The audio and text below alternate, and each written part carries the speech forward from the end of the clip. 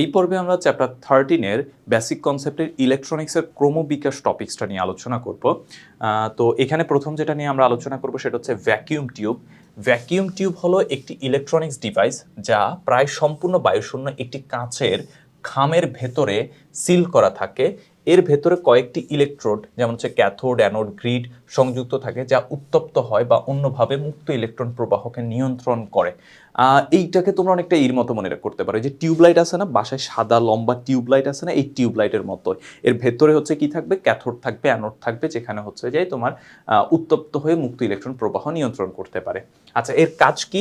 কাজ হচ্ছে ইলেকট্রনিক সিগন্যালকে বিবর্ধিত করা, তারপর হচ্ছে দ্রুত গতিতে ইলেকট্রনিক সার্কিট অন অফ ব্যবস্থা নিয়ন্ত্রণ করা, বিদ্যুৎকে একমুখী করা, একটি নির্দিষ্ট কম্পাঙ্কের ইলেকট্রনিক সিগন্যাল তৈরি বা অ্যাসিলেট করা। এরপরে এর ইতিহাস ও ব্যবহার 1904 সালে জন প্লেমিং। কবে? 1904 সালে। কে? জন প্লেমিং। এডিসন ক্রিয়া কাজে লাগিয়ে দুই ইলেকট্রোডের ভ্যাকিউম টিউব আবিষ্কার করে, যা রেকটিফায়ার হিসেবে কাজ করতো। রেকটিফায়ার মানে কি? ওই যে বিদ্যুৎকে একমুখী করা। তারপর দেখো, গুগলিয়েলমো মার্কনির রেডিও তরঙ্গ নিয়ন্ত্রণের জন্য ভ্যাকিউম টিউব অত্যন্ত প্রয়োজনীয় ছিল। প্রথম ও দ্বিতীয় মহাযুদ্ধের সময় যুদ্ধে ব্যবহারের জন্য রাডার, যুদ্ধাস্ত্র নিয়ন্ত্রণ, তারপরে নেভিগেশন ইত্যাদি কাজের জন্য ভ্যাকিউম টিউব ব্যবহার হতো।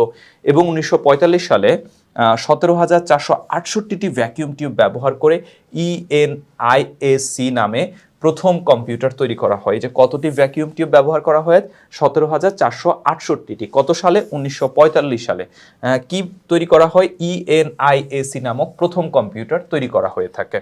সেকেন্ড হচ্ছে ট্রানজিস্টার। 1747 সালে বেল ল্যাবরেটরিতে প্রথম ট্রানজিস্টার তৈরি হয়, যা অনেকটা ভ্যাকিউম টিউবের মতো কাজ করলেও এটি ভ্যাকিউম টিউবের তুলনায় অতি ক্ষুদ্র, ওজন খুবই কম, নির্ভরযোগ্য, ব্যবহারের অল্প বিদ্যুতের প্রয়োজন হয় এবং কম খরচে তৈরি একটা যন্ত্র। তাহলে ভ্যাকিউম টিউব প্রথম ছিল। ভ্যাকিউম টিউব থেকে ট্রান্সফার হয়ে আমরা কিসে পরিণত হয়েছি? ট্রানজিস্টারে পরিণত হয়েছি। এবং এরপরে আসে হচ্ছে সমন্বিত বর্তনী বা ইন্টিগ্রেটেড সার্কিট বা আইসি। ইন্টিগ্রেটেড সার্কিট হলো ইলেকট্রনিক্সের একটি অত্যন্ত ক্ষুদ্র যন্ত্রাংশ, যা সাধারণত সিলিকন নামক অর্ধপরিবাহী উপাদানের তৈরি একটি মাইক্রোচিপ, যেখানে অসংখ্য অনুবীক্ষণিক ইলেকট্রনিক উপাদান কি কি, ডায়োড, ট্রানজিস্টর, রোধক এবং ধারক থাকে। খেয়াল করো, প্রথমে ছিল ভ্যাকিউম টিউব, সেখান থেকে আমরা উন্নত হয়ে লাভ করলাম হচ্ছে ট্রানজিস্টার। সেই ট্রানজিস্টারের থেকে রূপান্তরিত হয়ে আমরা আইসি ব্যবহার করি। এই আইসিটা হচ্ছে অর্ধপরিবাহী উপাদানের তৈরি। এই জন্যই অর্ধপরিবাহী আলোচনা করার সময় আমি বলেছিলাম যে এইটা খুবই গুরুত্বপূর্ণ, সিগনিফিক্যান্ট, বা তার উপর বেস করে আমাদের এই নতুন মডার্ন ইলেকট্রনিক্স জগৎটা দাঁড়ায় আছে। আর সেটা এখন খুবই গুরুত্বপূর্ণ ভূমিকা রাখে হচ্ছে কি আইসি বা ইন্টিগ্রেটেড সার্কিট। আইসির ক্লাসিফিকেশনের মধ্যে যেমন হচ্ছে LSI, লার্জ স্কেল ইন্টিগ্রেশন, একটি সিলিকন পাতলা প্লেটে সহস্রাধিক ট্রানজিস্টর, কতগুলা? সহস্রাধিক ট্রানজিস্টর বসিয়ে সমন্বিত বর্তনী তৈরির প্রক্রিয়াকে LSI বলে। এরপরে VLSI, এটা হচ্ছে ভেরি লার্জ স্কেল ইন্টিগ্রেশন, একটি সিলিকনের পাতলা প্লেটে লক্ষাধিক ট্রানজিস্টর বসিয়ে সমন্বিত বর্তনী তৈরির প্রক্রিয়াকে VLSI বলে।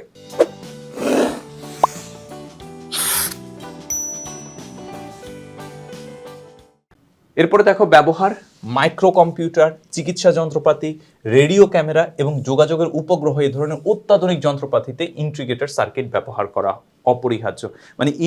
নতুন মডার্ন যতগুলো ইলেকট্রনিক ডিভাইস দেখবা প্রত্যেকটার মধ্যে আইসি থাকে, এবং আমাদের এইগুলাকে অনেক দক্ষতা সম্পন্ন ছোট করার ক্ষেত্রে আইসি সবচেয়ে গুরুত্বপূর্ণ ভূমিকা রাখে।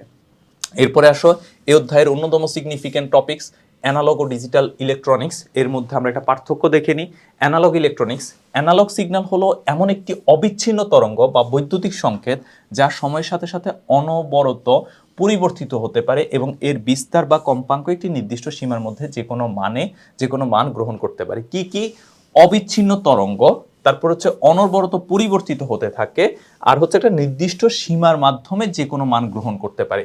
অন্যদিকে ডিজিটাল ইলেকট্রনিক্স কি? ডিজিটাল ইলেকট্রনিক্স হলো এমন একটি বিচ্ছিন্ন তরঙ্গ যা বৈদ্যুতিক সংকেত, যা শুধু নির্দিষ্ট ধাপে বা নির্দিষ্ট মানে পরিবর্তিত হয়। সেই নির্দিষ্ট মানটা হচ্ছে 0 এবং 1। এরপরে অ্যানালগ সিগন্যালের হচ্ছে সংকেতটা এরকম, আর ডিজিটাল সিগন্যালের সংকেতটা হচ্ছে এরকমই, যে উপরে হলে 1 আর নিচে হলে হচ্ছে আমাদের 0 হয়ে থাকে। আইসিটিতে এগুলো আরো খুব ভালো করে তোমরা তখন পড়তে পারবা। এরপরে হচ্ছে ইলেকট্রনিক্স বিজ্ঞানের যেই শাখায় অ্যানালগ সিগন্যাল নিয়ে কাজ করা হয় তাকে অ্যানালগ ইলেকট্রনিক্স বলা হয়, আর যেখানে হচ্ছে ডিজিটাল সিগন্যাল নিয়ে আলোচনা করা হয় তাকে ডিজিটাল ইলেকট্রনিক্স বলা হয়ে থাকে। যে সকল ইলেকট্রনিক্স যন্ত্রপাতি দিয়ে সরাসরি অ্যানালগ সিগন্যাল প্রক্রিয়া করা হয় তাদেরকে অ্যানালগস ডিভাইস বলা হয়, আর অন্যটাকে হচ্ছে ডিজিটাল ডিভাইস বলা হয়ে থাকে। এই সকল ইলেকট্রনিক্স ভৌত রাশির পরিবর্তে সূক্ষ্মভাবে উপস্থাপন করলেও নয়েজ বা বিকৃতির শিকার হলে ভুল হতে পারে। মানে এই ক্ষেত্রে হচ্ছে অ্যানালগের ক্ষেত্রে হচ্ছে আমাদের নয়েজ তৈরি বা এরকম সমস্যা হতে পারে, আর তুলনামূলক কম নির্ভুলভাবে ভৌত রাশির পরিবর্তনকে উপস্থাপন করলেও নয়েজ প্রতিরোধী হওয়ায় সামগ্রিকভাবে এই সকল ইলেকট্রনিক্সের নির্ভরযোগ্যতা বেশি, যেহেতু এখানে নয়েজ খুব একটা তৈরি হয় না। এই সকল ডিভাইসের মানে অ্যানালগের ক্ষেত্রে তথ্যের গুণগত মান বজায় রেখে সংরক্ষণ বা স্থানান্তর করা কঠিন, কিন্তু এইটার ক্ষেত্রে অনেক সহজ বা খুব ভালো। উদাহরণ অ্যানালগ ঘড়ি কাঁটাযুক্ত যেগুলা, তারপর হচ্ছে থার্মোমিটার, তারপরে থার্মোমিটার কোনগুলো, ওই যে যেগুলোতে হচ্ছে আমরা পারদ থাকে যেগুলো আমরা এরকম ঝাঁকায় ঝাঁকায় ব্যবহার করে থাকি, তারপর হচ্ছে অডিও ক্যাসেট প্লেয়ার, সাধারণত রেডিও ইত্যাদি। আর অন্যদিকে ডিজিটালের ক্ষেত্রে যে জিনিসগুলো দেখো, কম্পিউটার, স্মার্টফোন, ডিজিটাল থার্মোমিটার, তারপরে হচ্ছে ডিভিডি প্লেয়ার, তারপর হচ্ছে ডিজিটাল ঘড়ি ইত্যাদি। তো এই অ্যানালগ আর ডিজিটালের মধ্যে পার্থক্যটা একটু ভালো করে পড়ে নিবা। এখান থেকে হচ্ছে আমাদের খতে প্রশ্ন আসতে পারে, কতে প্রশ্ন আসতে পারে, এমসিকিউতে প্রশ্ন আসতে পারে। ডিজিটালের ক্ষেত্রে 0-1 এটা একটা বিচ্ছিন্ন প্রক্রিয়া, আর হচ্ছে অ্যানালগের ক্ষেত্রে এটা একটা হচ্ছে নিরবিচ্ছিন্ন প্রক্রিয়া এবং একটা নির্দিষ্ট মানের মধ্যে হচ্ছে দিক পরিবর্তন করতে পারে। তো এটাই ছিল এই পর্বের আলোচনা। এগুলো আমরা আলোচনা করছি ইজি ফিজিক্স বই থেকে। তোমরা যারা ইজি ফিজিক্স বই সংগ্রহ করনি, টেকনিক পাবলিকেশনের এই চমৎকার বইটি খুব দ্রুত সংগ্রহ করে ফেলবা। সবাই ভালো থাকো, সুস্থ থাকো, আল্লাহ হাফেজ।